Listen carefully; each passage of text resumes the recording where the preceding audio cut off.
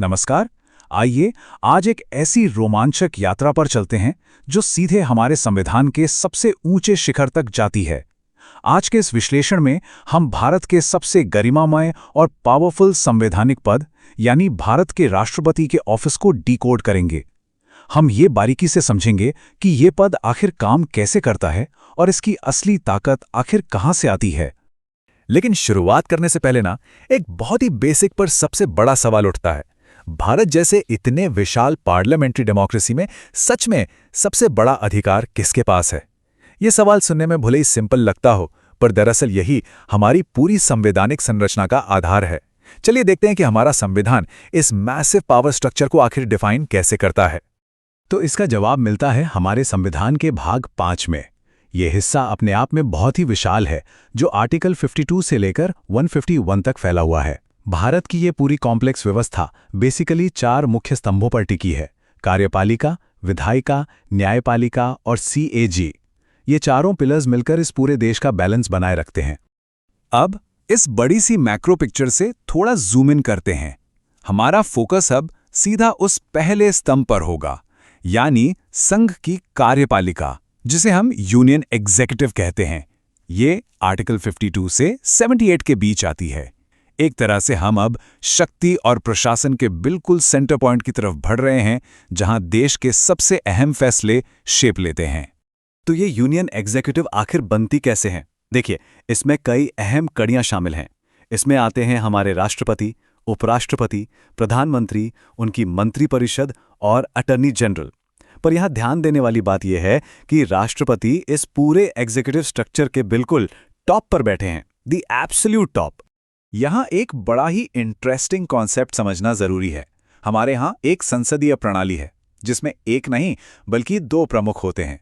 एक तरफ है हेड ऑफ स्टेट यानी राष्ट्र के प्रमुख, जो कि एक संवैधानिक मुखिया होते हैं, बिल्कुल किसी मोनार्की के राजा या रानी की तरह। और भारत में ये रोल हमारे राष्ट्रपति का है। दूसरी तरफ हैं हेड ऑफ गवर्नमेंट यानी सरकार के प्रमुख, जो प्रधानमंत्री होते हैं और जो डे टू डे प्रशासन चलाते हैं। ये तुलना देश के शक्ति के संतुलन को बिल्कुल क्लियर कर देती है। और इस डिजाइन के पीछे हमारे इतिहास का एक बहुत ही शानदार किस्सा छिपा है। बात है अप्रैल 1947 की। देश आजाद होने ही वाला था और संविधान सभा की एक अहम मीटिंग चल रही थी। वहां श्यामा प्रसाद मुखर्जी जी ने एक बहुत बढ़िया सुझाव दिया। उन्होंने कहा कि भाई, हेड ऑफ नेशन जैसा अंग्रेजी नाम क्यों? इस नए पद का नाम राष्ट्रपति होना चाहिए। और बस वहीं से इस गरिमामय पद को अपना ये आइकॉनिक और शक्तिशाली नाम मिल गया। चलिए अब इस पद की नींव को देखते हैं। आर्टिकल 52। ये पढ़ने में भले ही छोटा सा आर्टिकल लगे, पर यह अत्यंत पावरफुल है। इसका सीधा सा आदेश है कि भारत का एक राष्ट्रपति होगा। ये उन्हें न सिर्फ संवैधानिक मुखिया बनाता है, बल्कि राष्ट्रपति को देश का प्रथम नागरिक यानी फर्स्ट सिटीजन का दर्जा भी देता है।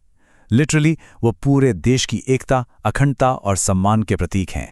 पर अब आप जरूर सोच रहे होंगे कि आखिर कोई एक आम व्यक्ति इस विशाल ऑफिस तक पहुंचता कैसे है? ये फर्स्ट सिटीजन बनने का आखिर लंबा सफर शुरू कहां से होता है? आइए देखते हैं कि संविधान ने इस प्रोसेस के लिए क्या स्ट्रिक्ट नियम बनाए हैं। आर्टिकल 58 में क्वालिफिकेशंस बहुत ही क्लियर कट लिखी हैं। पहला, आपको भारत का नागरिक होना चाहिए। पर इंटरेस्टिंग बात यह है कि जन्म से नागरिक होना जरूरी नहीं है। दूसरा, आयु कम से कम 35 साल होनी चाहिए। और ध्यान दीजिए, कोई मैक्सिमम एज लिमिट नहीं है यहाँ। तीसरा, लोकसभा का सदस्य बनने की पूरी योग्यता होनी चाहिए, पर आप एक्टिवली मेंबर नहीं होने चाहिए। और चौथा, आप किसी लाभ के पद पर नहीं होने चाहिए। एक एक नियम को बहुत सोच समझकर डिजाइन किया गया है। अब यहाँ एक ऐसी टेक्निकल टर्म आती है जिसमें अक्सर लोग थोड़ा कंफ्यूज हो जाते हैं। लाभ का पद यानी ऑफिस ऑफ प्रॉफिट। ये बेसिकली है क्या? देखिए, संविधान ने इसे बहुत डीप में डिफाइन तो नहीं किया, पर आम भाषा में इसका मतलब है सरकार से सैलरी, बेनिफिट्स या किसी तरह की पावर लेना। पर सबसे बड़ा ट्विस्ट आर्टिकल 58 के भाग 2 में है। ये कहता है कि अगर आप वर्तमान राष्ट्रपति, उपराष्ट्रपति, राज्यपाल या मंत्री हैं, तो उसे लाभ का पद नहीं माना जाएगा। यानी ये लोग बिना अपना पद छोड़े भी नया चुनाव लड़ सकते हैं। लेकिन याद रखिए, संविधान कोई रुका हुआ डॉक्यूमेंट नहीं है, ये एक लिविंग डॉक्यूमेंट है। आर्टिकल 58 तो बस बेसिक एंट्री रिक्वायरमेंट्स बताता है। चुनाव की इस डिटेल प्रक्रिया को आगे कंट्रोल करने के लिए आर्टिकल 71(3) हमारी संसद को पूरी पावर देता है कि वो नियम और कानून बनाए। और हमारी पार्लियामेंट ने समय समय पर इस अधिकार का बहुत स्मार्टली इस्तेमाल भी किया है। अगर हम चुनाव के नियमों का इतिहास देखें तो ये लगातार और सख्त होते गए हैं। 1952 में जब पहली बार चुनाव हुए तो लड़ने के लिए बस एक प्रस्तावक और एक अनुमोदक चाहिए था और फीस बिल्कुल जीरो थी। फिर 1974 में इसे स्ट्रिक्ट करते हुए 10 प्रस्तावक और 10 अनुमोदक कर दिया गया और 2,500 रुपये डिपॉजिट तय किया गया। फिर 1997 आते आते नियम और कठोर हो गए। अब आपको 50 प्रस्तावक, 50 अनुमोदक और सीधे 15,000 रुपये आरबीआई को चेक में देने होते हैं। ये सब इसलिए किया गया ताकि इस रेस में सिर्फ वही लोग फॉर्म भरें जो इस चुनाव के लिए जेन्युइनली सीरियस हैं। और सोचिए, अगर इस एक्सट्रीम चुनावी रेस में कोई कैंडिडेट टोटल वैलिड वोट्स का 1/6 हिस्सा यानी 1/6 भी लाने में फेल हो जाए तो उसका अंजाम क्या होता है? वो जो 15,000 रुपये का आरबीआई डिपॉजिट था ना, वो पूरी तरह जब्त हो जाता है। ये भी देश के इस सर्वोच्च चुनाव की गरिमा बनाए रखने का एक कारगर तरीका है। तो ठीक है, क्वालिफिकेशन सेट हो गई, सख्त रूल्स भी बन गए, पर एक अल्टीमेट सवाल अभी भी वहीं का वहीं है। इस प्रोसेस में आखिर वोट डालता कौन है? भारत जैसी ह्यूज आबादी में आम जनता तो डायरेक्ट वोट डालती नहीं है, तो बैलेट बॉक्स तक आखिर कौन पहुंचता है? आइए इस बेहद इंटरेस्टिंग मैकेनिज्म को समझते हैं।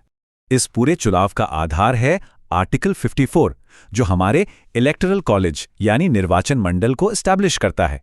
और एक छोटी सी टेक्निकल डिटेल, जो लोग इसमें वोट डालते हैं उन्हें एक्चुअली संविधान में वोटर नहीं बल्कि फॉर्मली इलेक्टर्स या निर्वाचक कहा जाता है। ये एक बेहद एक्सक्लूसिव ग्रुप होता है। तो आखिर इस ग्रुप में है कौन? इस टेबल को जरा ध्यान से देखिए। यहां सबसे बड़ा और जरूरी शब्द है इलेक्टेड, यानी निर्वाचित। वोट सिर्फ लोकसभा के निर्वाचित सदस्य, राज्यसभा के निर्वाचित सदस्य और राज्यों की विधानसभाओं के निर्वाचित विधायक ही दे सकते हैं। और कौन बिल्कुल वोट नहीं दे सकता? किसी भी सदन के नॉमिनेटेड सदस्य और विधान परिषदों के सदस्य इस प्रोसेस से स्ट्रिक्टली बाहर हैं। इसका मतलब साफ है, देश के प्रथम नागरिक को सिर्फ जनता के द्वारा चुने हुए प्रतिनिधि ही चुनते हैं। यहां एक और कमाल का हिस्टोरिकल फैक्ट है। 1992 में 70वें संविधान संशोधन के जरिए दिल्ली और पुडुचेरी की विधानसभाओं के निर्वाचित सदस्यों को भी इस निर्वाचन मंडल में पहली बार शामिल कर लिया गया। एक इंटरेस्टिंग ट्रिविया यह है कि इन सदस्यों ने अपना पहला वोट 1997 के राष्ट्रपति चुनाव में डाला था और इस लिस्ट में आगे चलकर जम्मू एंड कश्मीर को भी जोड़ दिया गया।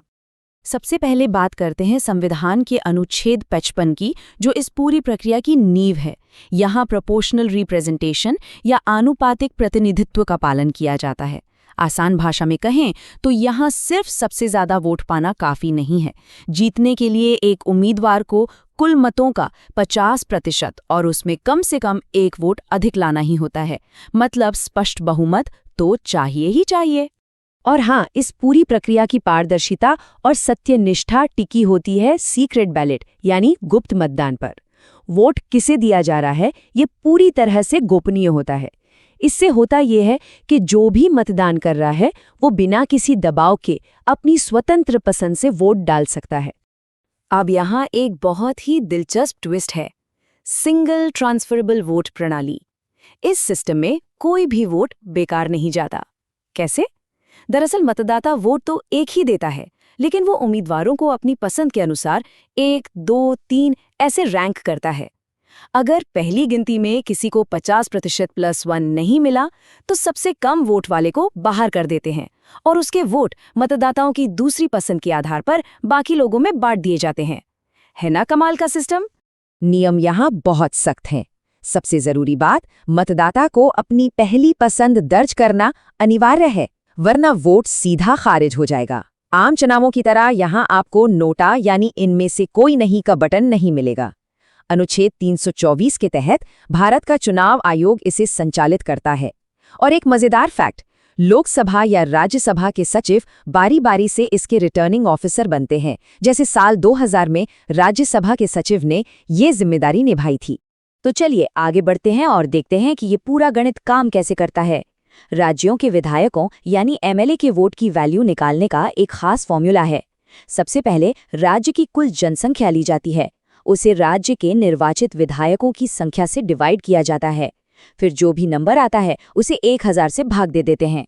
बस निकल गई एक विधायक के वोट की वैल्यू। अब आप सोच रहे होंगे जनसंख्या किस साल की ली जाती है? इसका जवाब है 1971 की जनगणना। लेकिन 1971 ही क्यों? क्योंकि उस समय उत्तर और दक्षिण भारत की जनसंख्या में बहुत बड़ा अंतर नहीं था, जिससे दोनों क्षेत्रों के बीच एक सही संतुलन बना रहता है। और 2002 के 84वें संविधान संशोधन के जरिए इस 1971 वाले नियम को 2026 तक के लिए फिक्स कर दिया गया है। और ये फॉर्मूला बहुत ही शानदार तरीके से दिखाता है कि राज्य की आबादी वोट की वैल्यू पर कितना बड़ा असर डालती है। पूरे भारत में सबसे ज्यादा एमएलए वोट की वैल्यू उत्तर प्रदेश की है, जो 208 है, और वहीं सबसे कम वैल्यू सिक्किम की है, मात्र 7। आबादी और विधानसभा सीटों का यही अंतर हर राज्य की वैल्यू को अलग बनाता है। जरा सोचिए, जब हम देश भर के सारे विधायकों के वोटों की वैल्यू को एक साथ जोड़ते हैं तो कितना बड़ा नंबर बनता है। 2022 के चुनाव में ये कुल आंकड़ा था 5,43,231। एक छोटा सा फैक्ट और, उसी चुनाव में बिहार के एक अकेले विधायक के वोट का मूल्य बिल्कुल 173 आंका गया था। राज्य स्तर का गणित तो हम समझ गए, अब आते हैं राष्ट्रीय स्तर पर, यानी हमारे सांसदों या एमपी के वोट की वैल्यू पर। इसे कैसे निकालते हैं? बहुत सरल है। देश के सभी विधायकों के वोटों की कुल वैल्यू, यानी वो 5,43,231 का आंकड़ा, उससे सभी निर्वाचित सांसदों की संख्या, जो कि 776 है, उससे भाग दे दीजिए। इसका नतीजा एकदम सटीक 700 आता है। विधायकों के मामले में तो हमने देखा था कि राज्य की आबादी के हिसाब से वैल्यू बदल रही थी, लेकिन सांसदों के साथ ऐसा नहीं है। यहाँ पूरी समानता है। देश के हर एक निर्वाचित सांसद के वोट की वैल्यू बिल्कुल बराबर है, ठीक 700। और जब हम इन सभी सांसदों के मतों को जोड़ लेते हैं तो ये कुल मूल्य हो जाता है 5,43,200। तो सबसे जरूरी पॉइंट ये है कि जीत का वो जादुई आंकड़ा आखिर है क्या?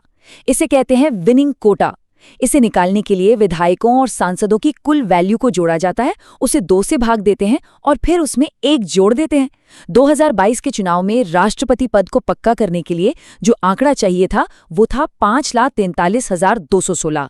यही वो जादुई नंबर है जो देश का सर्वोच्च नेता तय करता है। वैसे हमारे लोकतंत्र की एक बड़ी खूबसूरती है, ये कभी रुकता नहीं। अगर मान लीजिए किसी राज्य की विधानसभा भंग हो गई हो या संसद में कुछ सीटें खाली हों, तो क्या चुनाव रुक जाएगा?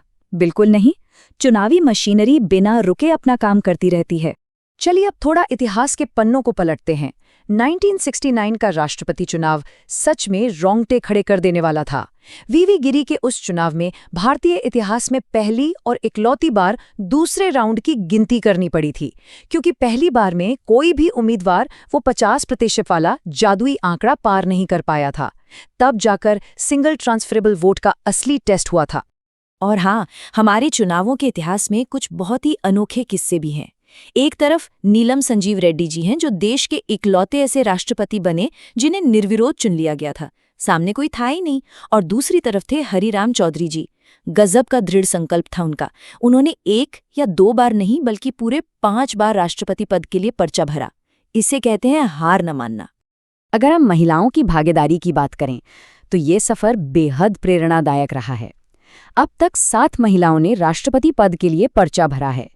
शुरुआत हुई थी 1952 में कृष्णा कुमार बनर्जी से, फिर 1967 में मनोहरा होलकर, 1969 में फूलचरण कौर और 2002 में लक्ष्मी सहगल ने मजबूती से कदम आगे बढ़ाए। फिर 2007 में वो ऐतिहासिक पल आया जब प्रतिभा देवी सिंह पाटिल ने जीत हासिल की। 2017 में मीरा कुमार ने मजबूत दावेदारी पेश की और अंततः 2022 में द्रौपदी मुर्मू जी की ऐतिहासिक जीत। ये हमारे लोकतंत्र की बढ़ती ताकत का सबूत है। अब इतना बड़ा चुनाव है तो कुछ विवाद भी तो हो सकते हैं, है ना? अनुच्छेद 71 के तहत ये साफ कर दिया गया है कि राष्ट्रपति चुनाव से जुड़ा कोई भी विवाद सिर्फ और सिर्फ सुप्रीम कोर्ट में सुलझाया जाएगा। सुप्रीम कोर्ट का फैसला ही अंतिम होगा। और हाँ, अगर कोई विवाद है तो चुनाव परिणाम आने के ठीक 30 दिनों के भीतर उम्मीदवार को अपील करनी ही होती है। अब एक पल के लिए एक ऐसी अभूतपूर्व और नाटकीय स्थिति की कल्पना करते हैं जहां देश का सर्वोच्च पद अचानक रातों रात खाली हो जाए। सोचकर ही लगता है ना कि ये किसी भी लोकतंत्र के लिए कितनी बड़ी बेचैनी पैदा कर सकता है। लेकिन हमारे संविधान निर्माताओं की दूरदर्शिता देखिए। उन्होंने इतनी बारीकी से हर एक स्थिति के लिए नियम बनाए हैं कि ऐसा संकट कभी भी हमारी व्यवस्था को रोक नहीं सकता। आइए इसे एक एक करके गहराई से समझते हैं। कहानी की शुरुआत बिल्कुल स्टार्टिंग पॉइंट से करते हैं। अनुच्छेद 60। जब भी कोई व्यक्ति भारत के राष्ट्रपति का पद ग्रहण करता है तो उन्हें भारत के मुख्य न्यायाधीश द्वारा एक बेहद महत्वपूर्ण शपथ दिलाई जाती है। ये शपथ होती है संविधान की रक्षा, प्रतिरक्षा और परिरक्षा करने की। और यहीं एक बहुत ही दिलचस्प फैक्ट है, राष्ट्रपति की शपथ का ये विशिष्ट प्रावधान संविधान की तीसरी अनुसूची यानी 3rd शेड्यूल में नहीं दिया गया है, जहां आमतौर पर बाकी सभी पदाधिकारियों की शपथ का विवरण होता है। ये छोटी सी बात ही इस पद को अपने आप में बेहद खास बना देती है। शपथ तो हो गई, अब बात आती है कार्यकाल की। अनुच्छेद 56 बिल्कुल साफ कहता है कि राष्ट्रपति का कार्यकाल पद ग्रहण करने की तारीख से पूरे 5 वर्ष का होगा। लेकिन यहाँ एक बहुत बड़ा कैच है, यह पद 1 सेकंड के लिए भी खाली नहीं रह सकता। इसलिए अगर 5 वर्ष पूरे भी हो जाएं, तब भी राष्ट्रपति तब तक अपने पद पर बने ही रहते हैं जब तक कि उनका कानूनी उत्तराधिकारी आकर आधिकारिक रूप से पदभार ग्रहण नहीं कर लेता। पर देखिए, जिंदगी में हमेशा सब कुछ तय प्लान के हिसाब से तो नहीं चलता। अनुच्छेद 56 में 3 ऐसी विशिष्ट और गंभीर संवैधानिक परिस्थितियों का जिक्र है जिनके कारण ये 5 साल का कार्यकाल समय से पहले ही खत्म हो सकता है। ये 3 ट्रिगर्स हैं। पहला, स्वैच्छिक रूप से त्यागपत्र दे देना। दूसरा, पद पर रहते हुए अचानक मृत्यु हो जाना। और तीसरा, सबसे गंभीर, संवैधानिक महाभियोग या इम्पीचमेंट का सामना करना। आइए इन तीनों ही स्थितियों को थोड़ा विस्तार से समझते हैं। मान लेते हैं कि राष्ट्रपति अपनी इच्छा से पद छोड़ना चाहते हैं, तो क्या वो बस एक लेटर लिखेंगे और छोड़ देंगे? जी नहीं, इसकी एक बहुत ही सख्त प्रक्रिया है। राष्ट्रपति अपना त्यागपत्र सीधे उपराष्ट्रपति को सौंपते हैं और यहीं पर हमारी व्यवस्था की जवाबदेही का सबसे शानदार पहलू सामने आता है। उपराष्ट्रपति का ये एक तात्कालिक कर्तव्य बन जाता है कि वो इस त्यागपत्र की सूचना बिना एक पल की भी देरी किए सीधे लोकसभा अध्यक्ष को दें, ताकि संसद को तुरंत इस भारी बदलाव की खबर मिल सके। अब यहाँ एक बहुत ही आम गलतफहमी को दूर करना जरूरी है। अक्सर लोग सोचते हैं कि जो शपथ दिलाता है उसी को त्यागपत्र भी दिया जाता होगा, लेकिन ऐसा बिल्कुल नहीं है। हालांकि राष्ट्रपति को शपथ भारत के मुख्य न्यायाधीश दिलाते हैं, लेकिन राष्ट्रपति अपना इस्तीफा कभी भी मुख्य न्यायाधीश को नहीं सौंपते। ये त्यागपत्र हमेशा और हमेशा उपराष्ट्रपति को ही दिया जाता है। ये एक बहुत ही क्रूशियल अंतर है।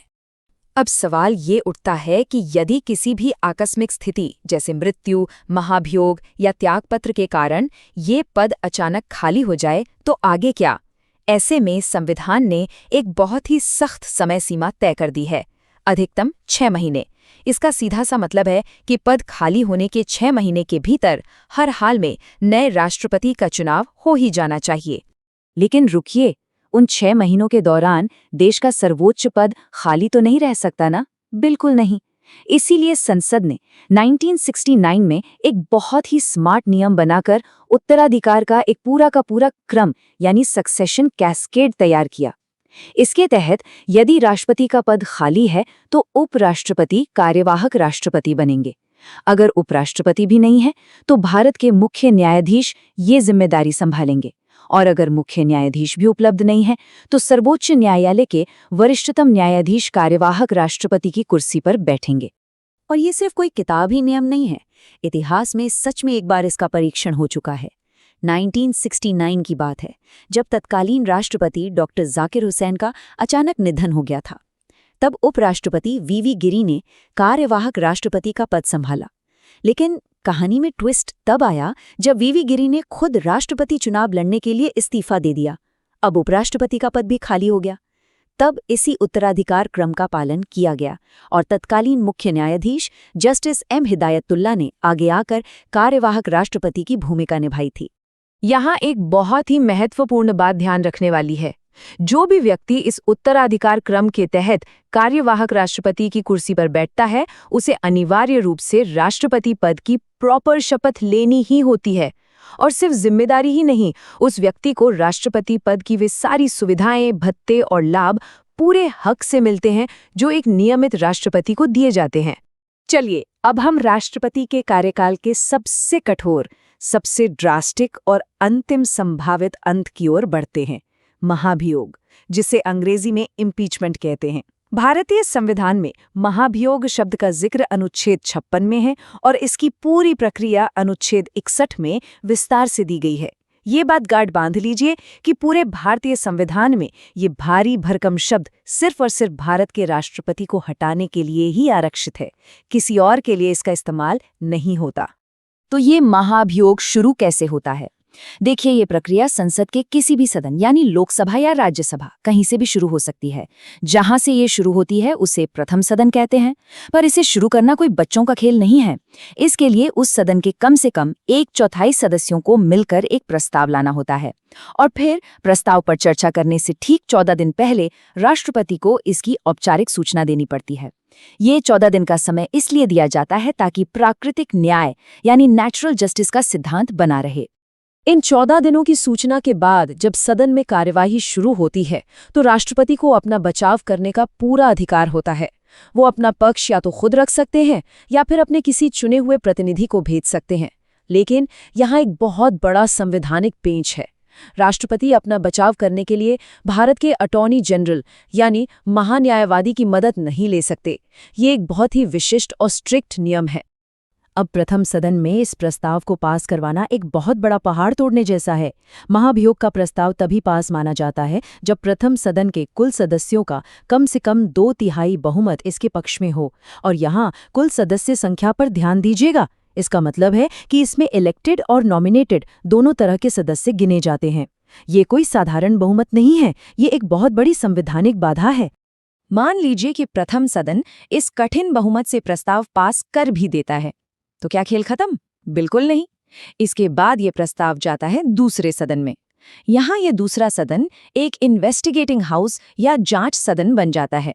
इसका काम है लगाए गए आरोपों की बहुत गहराई से जांच करना। ये समझना बेहद जरूरी है कि राष्ट्रपति पर महाभियोग की ये प्रक्रिया सिर्फ कोई राजनीतिक दाव पेंच नहीं है, बल्कि ये एक अर्ध न्यायिक यानी क्वाजी जुडिशियल प्रक्रिया है। इस पूरी जटिल प्रक्रिया में कुछ बहुत ही दिलचस्प अपवाद और सुरक्षा उपाय भी छिपे हैं। जहां एक तरफ राष्ट्रपति के चुनाव में राज्य विधानसभाओं के सदस्य बढ़ चढ़कर वोट डालते हैं, वहीं महाभियोग की इस प्रक्रिया में राज्य विधानसभाओं के सदस्य बिल्कुल भी हिस्सा नहीं लेते। इसके अलावा एक और बड़ी संवैधानिक सुरक्षा ये है कि जब तक ये पूरी प्रक्रिया चल रही होती है, तब तक किसी भी हाल में राष्ट्रपति के वेतन, भत्ते और सुविधाओं में कोई कटौती नहीं की जा सकती। जांच पूरी होने के बाद आती है अंतिम फैसले की घड़ी। यदि दूसरा सदन भी अपनी जांच में राष्ट्रपति को दोषी पाता है, तो उसे भी अपनी कुल सदस्य संख्या के उसी 2/3 बहुमत से यह प्रस्ताव पारित करना होता है। अगर यह भारी भरकम बहुमत दोनों सदनों में सिद्ध हो जाए तो क्या होगा? तो उसी क्षण से तत्काल प्रभाव से राष्ट्रपति को उनके पद से हटा हुआ मान लिया जाता है। इतने कड़े और जटिल नियमों को गहराई से समझने के बाद 0 का ये आंकड़ा हमारे लोकतंत्र के लिए एक बहुत बड़े सुकून की बात है। जी हाँ, भारत के लोकतांत्रिक इतिहास में आज तक किसी भी भारतीय राष्ट्रपति के खिलाफ महाभियोग की एक कठोर प्रक्रिया शुरू तक नहीं की गई है। ये हमारे संवैधानिक पद की गरिमा और उसे संभालने वाले महान व्यक्तित्वों के उच्च आचरण का एक बहुत बड़ा और जीवंत प्रमाण है। शुरुआत करते हैं जुडिशरी यानी न्यायिक शक्तियों से। जरा सोचिए ये कितनी बड़ी और अहम जिम्मेदारी है। हमारे देश के संविधान की रक्षा करने वाले सुप्रीम कोर्ट और हाई कोर्ट के जजों की नियुक्ति सीधे तौर पर राष्ट्रपति के जरिए की जाती है। संविधान का आर्टिकल 124 यानी अनुच्छेद 124 सुप्रीम कोर्ट के जजों को नियुक्त करने का अधिकार देता है, जबकि आर्टिकल 217 हाई कोर्ट के जजों के लिए है। ये वो फैसले हैं जो पूरे देश की न्याय व्यवस्था की नींव तय करते हैं। लेकिन कहानी सिर्फ जजों की नियुक्ति पर खत्म नहीं होती। जब बात जिंदगी और मौत के आखिरी फैसले की आती है तो माहौल और भी गंभीर हो जाता है। यहाँ एंट्री होती है आर्टिकल 72 की।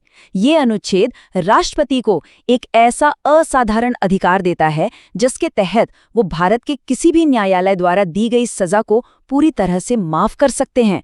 सच में ये किसी के भी रोंगटे खड़े कर देने वाली शक्ति है। अब इस क्षमादान की शक्ति को थोड़ा बारीकी से समझते हैं। इसके मुख्य रूप से 4 अलग-अलग स्तर हैं जो स्टेप बाय स्टेप काम करते हैं। पहला है क्षमा यानी पार्डन। इसमें मृत्युदंड या उम्र कैद जैसी गंभीर सजाओं को भी पूरी तरह माफ कर दिया जाता है। दूसरा है लघुकरण यानी कम्यूटेशन, जिसमें सजा का नेचर यानी उसकी प्रकृति ही बदल दी जाती है। तीसरा है परिहार या रिमिशन, जहां सजा की प्रकृति वही रहती है, बस उसका समय कम कर दिया जाता है। और चौथा है प्रविलंबन यानी रिप्रीव, जहां सजा पर कुछ समय के लिए रोक लगा दी जाती है ताकि दया याचिका पर तसल्ली से विचार किया जा सके। और ये बात बहुत ही शानदार तरीके से दर्शाती है कि कानून में शब्दों का कितना बड़ा मतलब होता है। देखिए, कम्यूटेशन और रेमिशन के बीच का फर्क समझना बहुत जरूरी है। कम्यूटेशन में तो सजा का रूप ही बदल जाता है, जैसे फांसी की सजा को उम्र कैद में बदल देना। लेकिन इसके बिल्कुल उलट रेमिशन में सजा का रूप नहीं बदलता, सिर्फ समय घटता है। इसका इस्तेमाल अक्सर मानवीय आधार पर होता है, जैसे अगर कोई महिला कैदी गर्भवती है या कोई गंभीर बीमारी से जूझ रहा है तो उसकी सजा की अवधि को कम कर दिया जाता है। अपराधियों को क्षमा करने के इस दिलचस्प पहलू से आगे बढ़ें तो संविधान में एक और बेहतरीन मैकेनिज्म मौजूद है। मान लीजिए देश के सामने कोई बहुत ही पेचीदा कानूनी या संवैधानिक सवाल आ खड़ा हो। ऐसे में राष्ट्रपति क्या करेंगे? यही काम आता है आर्टिकल 143। ये अनुच्छेद राष्ट्रपति को सीधे सुप्रीम कोर्ट से किसी भी मामले में कानूनी सलाह मांगने की एक बहुत ही खास और यूनिक शक्ति देता है। इतिहास के पन्नों को थोड़ा खंगालें तो एक बहुत ही मजेदार ऐतिहासिक तथ्य सामने आता है। 26 जनवरी 1950 यानी जब हमारा संविधान लागू हुआ, उससे पहले के जो मामले हैं उनमें सुप्रीम कोर्ट सलाह देने के लिए पूरी तरह बाध्य है। लेकिन 1950 के बाद के मामलों में सुप्रीम कोर्ट सलाह देने के लिए बाध्य नहीं है। और पता है सबसे दिलचस्प बात क्या है? दोनों ही सूरतों में राष्ट्रपति उस सलाह को मानने के लिए बिल्कुल भी बाध्य नहीं है ना कमाल का बैलेंस। अब इस स्लाइड के बारे में जो सबसे दिलचस्प बात है वो ये है कि ये शक्ति हमें सीधे देश के खजाने की चाबी तक ले जाती है। देश की पूरी अर्थव्यवस्था जिस एनुअल फाइनेंशियल स्टेटमेंट यानी बजट पर चलती है, उसे संसद के पटल पर रखवाने का अंतिम अधिकार राष्ट्रपति का ही होता है। और ये पूरा प्रोसेस संविधान के आर्टिकल 112 के तहत आता है। इसके साथ ही राष्ट्रपति का वित्तीय नियंत्रण बहुत ही सख्त और सटीक होता है। मिसाल के तौर पर संसद में कोई भी मनी बिल यानी धन विधेयक पेश करने से पहले राष्ट्रपति की पूर्व अनुमति लेनी ही पड़ती है। इसके अलावा देश की आकस्मिक निधि यानी कंटिंजेंसी फंड पर भी राष्ट्रपति का ही एक्सक्लूसिव कंट्रोल होता है। आर्टिकल 267 के तहत अगर अचानक कोई राष्ट्रीय संकट आ जाए तो बिना किसी देरी के तुरंत फंड रिलीज करने का अधिकार सिर्फ और सिर्फ राष्ट्रपति के पास है। चलिए, फाइनेंस से आगे बढ़ते हुए अब जरा नेशनल सिक्योरिटी और ग्लोबल पावर की बात कर लेते हैं। भारत की जल, थल और वायु इन तीनों सेनाओं का सुप्रीम कमांडर कौन होता है? बिल्कुल सही, राष्ट्रपति। सेनाओं की ये सर्वोच्च कमान और साथ ही देश का चीफ डिप्लोमैट होने का रुतबा इस पद को वैश्विक स्तर पर एक बेहद शक्तिशाली और विशाल रूप देता है। मिलिट्री और कूटनीति के मोर्चे पर तो ये भूमिका बिल्कुल साफ है। कल को अगर किसी युद्ध की औपचारिक घोषणा करनी हो तो वो राष्ट्रपति के नाम से ही होती है। दुनिया भर में भारत का प्रतिनिधित्व करने वाले राजदूतों और हाई कमिश्नर्स की नियुक्ति भी राष्ट्रपति ही करते हैं। यही नहीं, दूसरे देशों के साथ जितने भी अंतर्राष्ट्रीय समझौते या संधियां होती हैं, वो सब अनिवार्य रूप से भारत के राष्ट्रपति के नाम पर ही साइन की जाती हैं। ये पूरी दुनिया के सामने एक संपूर्ण शक्ति का इल्यूजन क्रिएट करता है। आइए आगे बढ़ते हैं और देखते हैं कि ये कैसे शासन की सबसे नाटकीय चरम सीमा तक पहुंचता है, यानी इमरजेंसी पावर्स या आपातकालीन शक्तियां। जब देश में सामान्य रूप से सरकार चलाना नामुमकिन हो जाए, तब राष्ट्रपति के पास 3 तरह के आपातकाल घोषित करने की शक्ति होती है। आर्टिकल 352 के तहत नेशनल इमरजेंसी, आर्टिकल 356 के तहत राज्यों में प्रेसिडेंट रूल और आर्टिकल 360 के तहत फाइनेंशियल इमरजेंसी। लेकिन सुनिए, यहाँ एक बहुत बड़ा ट्विस्ट है। ये सब कुछ केवल और केवल कैबिनेट की लिखित सिफारिश पर ही किया जा सकता है।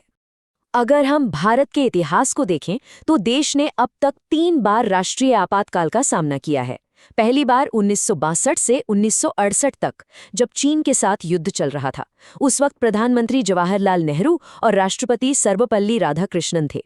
दूसरा आपातकाल 1971 से 1977 तक पाकिस्तान युद्ध के दौरान लगा। तब प्रधानमंत्री इंदिरा गांधी और राष्ट्रपति वीवी गिरी थे। और फिर आया 1975 से 1977 का वो चर्चित दौर, जब आंतरिक अशांति के नाम पर इमरजेंसी लगाई गई। उस समय भी प्रधानमंत्री इंदिरा गांधी ही थीं, लेकिन राष्ट्रपति थे फखरुद्दीन अली अहमद। तो सबसे अहम बात यह है कि यही इस पूरे एक्सप्लेनर का सबसे बड़ा क्लाइमैक्स है। क्षमादान से लेकर युद्ध की घोषणा और इमरजेंसी लगाने तक, इन तमाम विशाल और भव्य शक्तियों के बावजूद जमीनी हकीकत कुछ और ही है। संविधान के मुताबिक राष्ट्रपति अपनी इन सारी शक्तियों का इस्तेमाल हमेशा प्रधानमंत्री और मंत्रिपरिषद की सलाह से ही करते हैं। इसका सीधा सा मतलब ये है कि इतनी असीमित शक्तियों के बाद भी राष्ट्रपति दरअसल देश के एक नॉमिनल हेड या नाम मात्र के प्रमुख हैं। अब सबसे पहला सवाल जो अक्सर दिमाग में आता है, क्या कोई व्यक्ति कितनी भी बार देश का राष्ट्रपति बन सकता है? जैसे अमेरिका में एक लिमिट है, कोई सिर्फ 2 बार ही वहां का प्रेसिडेंट बन सकता है। लेकिन अपने यहाँ आर्टिकल 57 इस मुद्दे पर एकदम क्लियर है। भारत में कोई भी व्यक्ति कितनी भी बार राष्ट्रपति पद पर फिर से चुना जा सकता है। इसके लिए कोई मैक्सिमम लिमिट तय नहीं की गई है। चलिए अब थोड़ा इस पद की सुविधाओं की बात कर लेते हैं। आर्टिकल 59 के तहत भारत के राष्ट्रपति को हर महीने 5 लाख रुपए का वेतन यानी सैलरी मिलती है। लेकिन देखिए, बात सिर्फ इस 5 लाख रुपए की नहीं है। इस गरिमामय पद के साथ ऐसी कई शर्तें और नियम जुड़े हैं जो इसे बाकियों से बिल्कुल अलग और विशिष्ट बनाते हैं। आर्टिकल 59 की इन कड़ी शर्तों को समझना भी बहुत दिलचस्प है। जो भी व्यक्ति इस पद पर विराजमान है वो किसी भी ऑफिस ऑफ प्रॉफिट यानी लाभ के पद पर नहीं रह सकता। वो संसद या किसी राज्य विधानमंडल का सदस्य भी नहीं हो सकता। उन्हें रहने के लिए एकदम शानदार रेंट फ्री राष्ट्रपति आवास मिलता है। और सबसे कमाल की बात, जो उनकी आज़ादी सुनिश्चित करती है, उनके कार्यकाल के दौरान उनके वेतन या भत्तों में कोई कटौती की ही नहीं जा सकती। तो भाई, सरकार की ये सारी शक्तियां आखिर आती कहाँ से है? इसका जवाब मिलता है आर्टिकल 53 में। इस अनुच्छेद के अनुसार संघ की पूरी कार्यपालिका शक्ति यानी सारी एग्जीक्यूटिव पावर राष्ट्रपति में निहित होती है। असल में सरकार का हर छोटा बड़ा काम इन्हीं के नाम पर होता है और इन असीम शक्तियों का इस्तेमाल राष्ट्रपति या तो खुद करते हैं या फिर अपने अधीनस्थ अधिकारियों के माध्यम से। लेकिन यहाँ एक बहुत बड़ा कॉन्स्टिट्यूशनल ट्विस्ट है।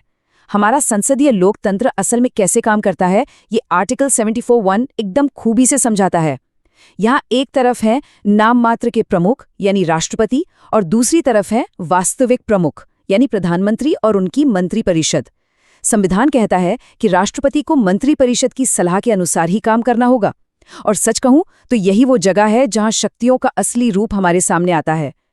अब अगर अपॉइंटमेंट्स यानी नियुक्तियों की बात करें तो ये लिस्ट इतनी लंबी है कि पूरी एक किताब बन सकती है। आर्टिकल 75 के तहत राष्ट्रपति प्रधानमंत्री की नियुक्ति करते हैं और फिर उनकी सलाह पर पूरी मंत्रिपरिषद बनाते हैं।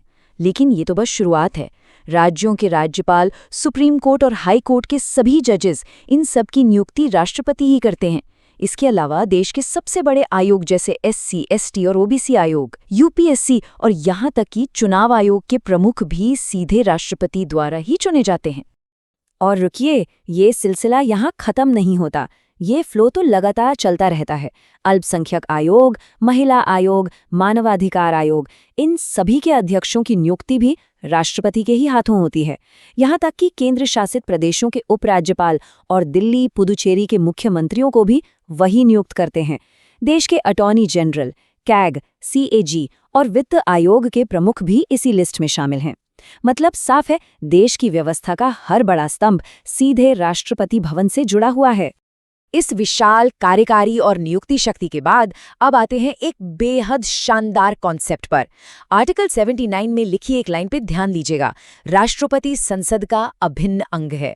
अक्सर लोग सोचते हैं कि संसद का मतलब सिर्फ लोकसभा और राज्यसभा है, लेकिन ऐसा बिल्कुल नहीं है। संसद के 3 हिस्से होते हैं, राष्ट्रपति, राज्यसभा और लोकसभा। जब तक राष्ट्रपति किसी बिल पर अपनी सहमति देके हस्ताक्षर नहीं करते, तब तक कोई भी नियम कानून बन ही नहीं सकता। एकदम इम्पॉसिबल। चलिए इसे थोड़ा प्रैक्टिकली समझते हैं। जब नई सरकार चुनी जाती है तो संसद की शुरुआत कैसे होती है? यहाँ एंट्री होती है आर्टिकल 99 की। नई लोकसभा के सदस्यों को शपथ दिलाने की पूरी जिम्मेदारी राष्ट्रपति की होती है। वो एक प्रोटेम स्पीकर नियुक्त करते हैं जो फिर बाकी सांसदों को शपथ दिलाते हैं। और हाँ, राज्यसभा में जो सदस्य सीधे मनोनीत यानी नॉमिनेट होते हैं, उन्हें राष्ट्रपति खुद अपने हाथों से शपथ दिलाते हैं। अभी हमने इन मनोनीत सदस्यों की बात की। यहाँ 12 की संख्या का एक बहुत ही खास अर्थ है। आर्टिकल 83 राष्ट्रपति को एक स्पेशल पावर देता है जिसके तहत वो कला, साहित्य, विज्ञान या समाज सेवा के क्षेत्र में कमाल का काम करने वाले 12 प्रतिष्ठित लोगों को सीधे राज्यसभा भेज सकते हैं। ये इसलिए किया गया ताकि देश के बेस्ट माइंड्स बिना लंबे चुनाव लड़े भी सीधे देश की पॉलिसी मेकिंग में अपना योगदान दे सके। लेकिन नॉमिनेशन को लेकर एक बहुत ही ज़रूरी कॉन्स्टिट्यूशनल अपडेट है जो हमेशा ध्यान रखना चाहिए। ऐतिहासिक रूप से क्या होता था? आर्टिकल 331 के तहत राष्ट्रपति के पास लोकसभा में 2 एंग्लो इंडियन सदस्यों को मनोनीत करने का अधिकार था, अगर उन्हें लगता था कि उनका पर्याप्त प्रतिनिधित्व नहीं है।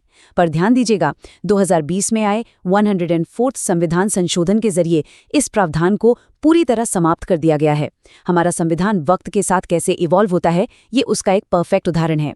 तो देखिए, कानून बनाने से लेकर सदस्यों की नियुक्ति तक संसद का पूरा संचालन राष्ट्रपति के आसपास ही घूमता है। आर्टिकल 85 के तहत संसद का सत्र बुलाना हो या लोकसभा को भंग करना हो, ये पावर राष्ट्रपति की है। आर्टिकल 86 उन्हें किसी भी सदन को संबोधित करने का अधिकार देता है। और सबसे खास आर्टिकल 87, जिसके तहत हर नए चुनाव के बाद की पहली बैठक और हर साल के पहले सत्र को अनिवार्य रूप से राष्ट्रपति ही संबोधित करते हैं और सरकार के आगे का रोडमैप तय करते हैं। सबसे मजेदार बात तो ये है कि राष्ट्रपति संसद के एक मुख्य गेटकीपर की तरह काम करते हैं। आर्टिकल 85 को ही ले लीजिए, इसके तहत राष्ट्रपति के पास लोकसभा के सत्र को बुलाने, सत्रावसान करने और लोकसभा को भंग करने की अहम शक्ति होती है। वहीं आर्टिकल 86 उन्हें संसद के दोनों सदनों को संबोधित करने का अधिकार देता है। और आर्टिकल 87 तो और भी खास है।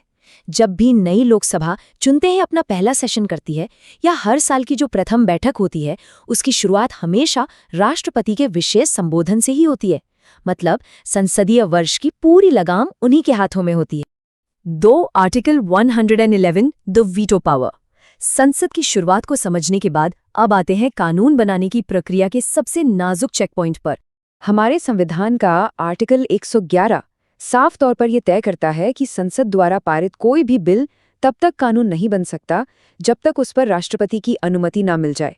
ये एक तरह से ultimate constitutional seal of approval है दोस्तों। और इसी आर्टिकल 111 के तहत राष्ट्रपति अपनी वीटो पावर का प्रयोग करते हैं। ये एक ऐसी जबरदस्त शक्ति है जो उन्हें किसी भी कानून को रोकने की इजाजत देती है। लेकिन अब सवाल उठता है कि क्या राष्ट्रपति हर बिल को रोक सकते हैं? यहीं पर कॉन्स्टिट्यूशनल लिमिट्स का खेल शुरू होता है। एक तरफ ऑर्डिनरी बिल्स यानी साधारण विधेयक हैं, जिन पर राष्ट्रपति पूरी तरह से अपनी वीटो पावर का इस्तेमाल कर सकते हैं। लेकिन दूसरी तरफ ध्यान दें, कॉन्स्टिट्यूशनल अमेंडमेंट बिल्स यानी संविधान संशोधन विधेयक और मनी बिल्स यानी धन विधेयक, इन दोनों पर वीटो पावर लागू नहीं होती। इन मामलों में उन्हें बिल पर अपनी सहमति देनी ही पड़ती है। Types of vetoes and their usages. चलिए देखते हैं कि ये वीटो पावर आखिर कितने प्रकार की होती है और इतिहास में इसका कब कब इस्तेमाल हुआ है। भारत के संविधान में मुख्य रूप से 3 तरह की वीटो शक्तियां होती हैं। पहला है एब्सोल्यूट वीटो या अत्यंतिक वीटो। इसमें राष्ट्रपति किसी बिल पर अपनी साफ ना बोल देते हैं, यानी उसे पूरी तरह रिजेक्ट कर देते हैं। 1954 में डॉक्टर राजेंद्र प्रसाद ने PEPSU बिल पर इसका प्रयोग किया था। दूसरा है सस्पेंसिव वीटो, जहां राष्ट्रपति किसी बिल को पुनर्विचार यानी रिकंसिडरेशन के लिए संसद को वापस भेज देते हैं। 2006 में प्रेसिडेंट APJ अब्दुल कलाम ने ऑफिस ऑफ प्रॉफिट बिल पर ठीक यही किया था। और तीसरा और सबसे दिलचस्प है पॉकेट वीटो। इसमें राष्ट्रपति बिल पर न तो हाँ कहते हैं और ना, वो बस उस पर कोई आगे का एक्शन ही नहीं लेते। 1986 में प्रेसिडेंट ज्ञानी ज़ैल सिंह ने पोस्ट ऑफिस अमेंडमेंट बिल पर इस पॉकेट वीटो का एक बेहद चर्चित प्रयोग किया था। वैसे इंटरनेशनल कॉन्टेक्स्ट की बात करें तो एक चौथा प्रकार भी होता है, द क्वालिफाइड वीटो। ये मुख्य रूप से USA में इस्तेमाल होता है। लेकिन हमें बस इतना ध्यान रखना है कि भारत के संविधान में इस क्वालिफाइड वीटो का कोई प्रबंध नहीं है। ये सिर्फ अमेरिकन सिस्टम का हिस्सा है। तो अब सोचने वाली बात यह है कि इन वीटो पावर्स का साधारण बिल्स पर प्रयोग अमूमन कब किया जाता है। इसके 2 आम हालात होते हैं। पहला, जब बिल एक प्राइवेट मेंबर बिल हो, जिसका मतलब है कि वो किसी सरकारी मंत्री द्वारा नहीं बल्कि किसी गैर सरकारी संसद सदस्य द्वारा लाया गया हो। और दूसरा सिनेरियो तब बनता है जब रूलिंग गवर्नमेंट अपना बहुमत खो चुकी हो। ऐसे में राष्ट्रपति अपने इस अधिकार का उपयोग कर सकते हैं, क्योंकि एक ऐसी सरकार जो बहुमत में नहीं है उसके डिसीजंस को रोकना जरूरी हो सकता है। Ordinances, article 123। वीटो से आगे बढ़ते हुए अब फोकस करते हैं सबसे अहम इमरजेंसी कानूनी ताकत पर। आर्टिकल 123 कहता है कि जब संसद का सत्र नहीं चल रहा हो या फिर संसद का कोई एक सदन भंग हो चुका हो, तब राष्ट्रपति के पास ये अधिकार है कि वो अध्यादेश यानी ऑर्डिनेंस जारी कर सकें। और ध्यान रहे, ये कोई छोटा मोटा नियम नहीं है।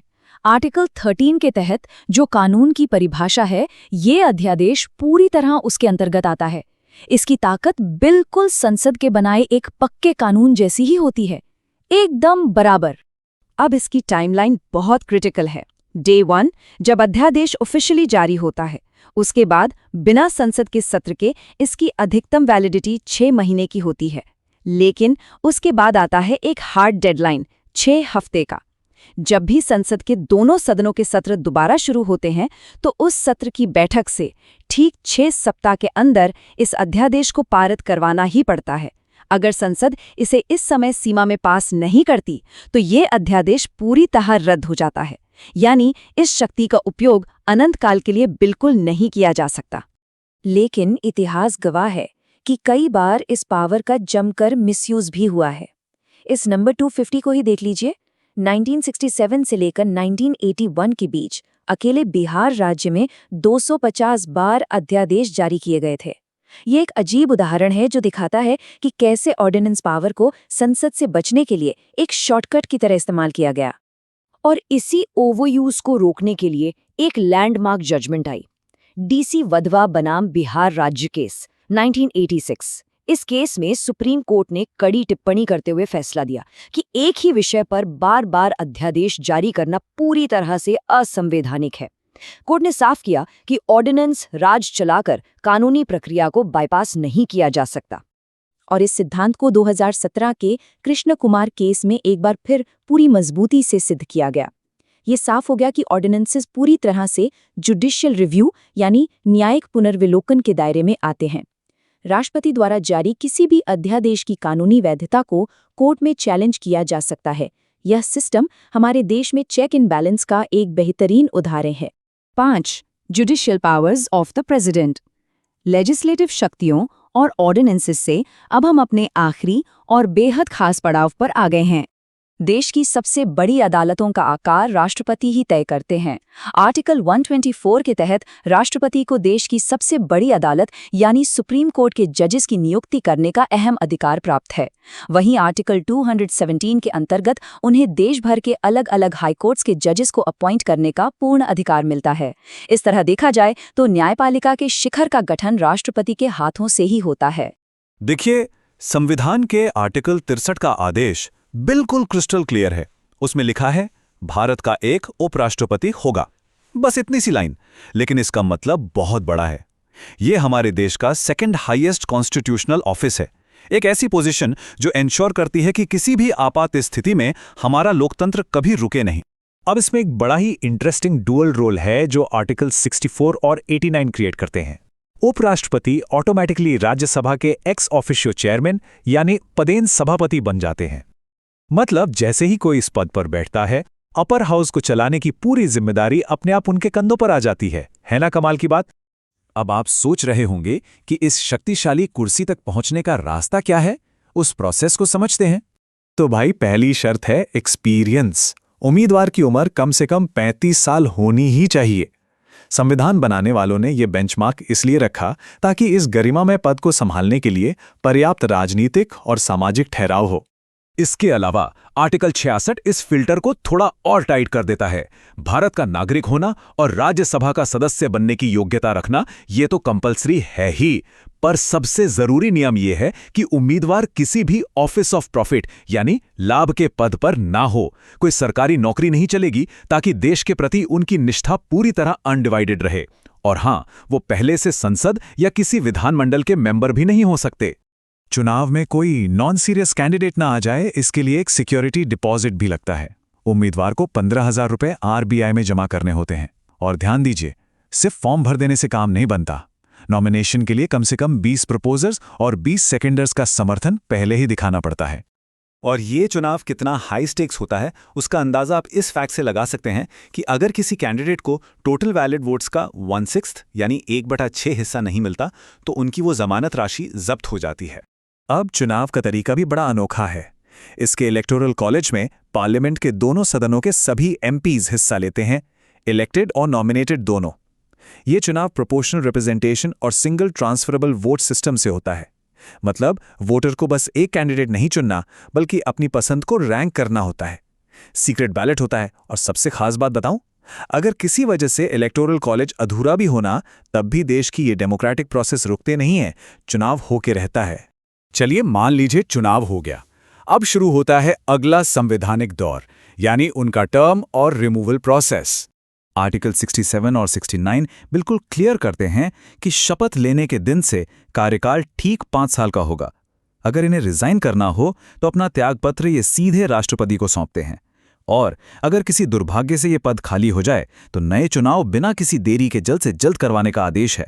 अब अगर इन्हें पद से हटाना हो तो ये प्रोसेस हमारे दोनों सदनों के पावर बैलेंस की बेहतरीन मिसाल है। हटाने की शुरुआत हमेशा राज्यसभा से ही होगी, जहां 14 दिन के एडवांस नोटिस के बाद इफेक्टिव मेजॉरिटी से प्रस्ताव पास करना होता है। उसके बाद ये बिल लोकसभा आता है, जहां बस प्रेजेंट एंड वोटिंग मेंबर्स की सिंपल मेजॉरिटी यानी 50% + 1 की सहमति चाहिए होती है।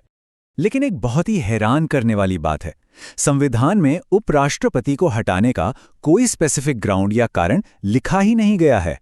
शायद यही वजह है कि हमारे देश के इतिहास में आज तक किसी भी उपराष्ट्रपति को उनके पद से हटाया नहीं गया।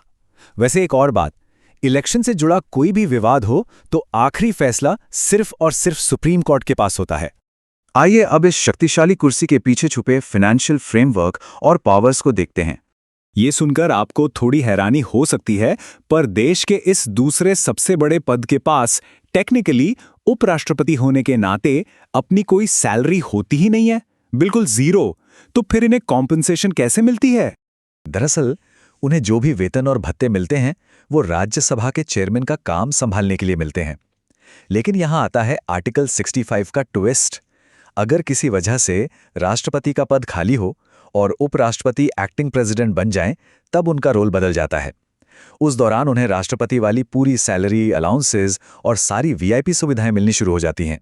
नियमों और आंकड़ों से थोड़ा आगे बढ़ते हैं। अब बात करते हैं उन चेहरों की जिन्होंने अपनी शख्सियत से इस कुर्सी की गरिमा को बढ़ाया है। इस पद को अक्सर देश के सबसे बड़े पद का स्टेपिंग स्टोन माना गया है। डॉक्टर जाकिर हुसैन, वीवी गिरी से लेकर केआर नारायणन तक ऐसे कई दिग्गज रहे जो उपराष्ट्रपति से राष्ट्रपति बने। वीवी गिरी और बीडी जट्टी जी ने तो आपातकालीन स्थितियों में एक्टिंग प्रेसिडेंट की भूमिका भी बड़ी निष्ठा से निभाई। और क्या आप जानते हैं, डॉक्टर राधाकृष्णन जैसे नेता यहां आने से पहले एज अ हाई कमिश्नर विदेशों में देश का प्रतिनिधित्व कर चुके थे। हमारे इतिहास के इन पन्नों में एक शोकाकुल तथ्य भी दर्ज है। श्री कृष्णकांत जी भारत के इकलौते ऐसे उपराष्ट्रपति रहे जिनकी इस पद पर आसीन रहते हुए ही मृत्यु हो गई थी। ये उनके सफर की एक बहुत ही भावुक याद है। और आखिर में हमारे संविधान निर्माताओं की दूरदृष्टि तो देखिए। आर्टिकल 70 कहता है कि मान लीजिए कोई ऐसी एक्सट्रीम इमरजेंसी आ जाए जहां राष्ट्रपति और उपराष्ट्रपति दोनों के पद एक साथ खाली हो जाएं, तब क्या होगा? ऐसी स्थिति में ये कॉन्स्टिट्यूशन पार्लियामेंट को पावर देता है कि वो नियम बनाए ताकि देश की व्यवस्था एक सेकंड के लिए भी थप न पड़े। ये फोरसाइट ही हमारे लोकतंत्र की असली ताकत है। वीडियो अच्छी लगे तो चैनल को लाइक और सब्सक्राइब करें।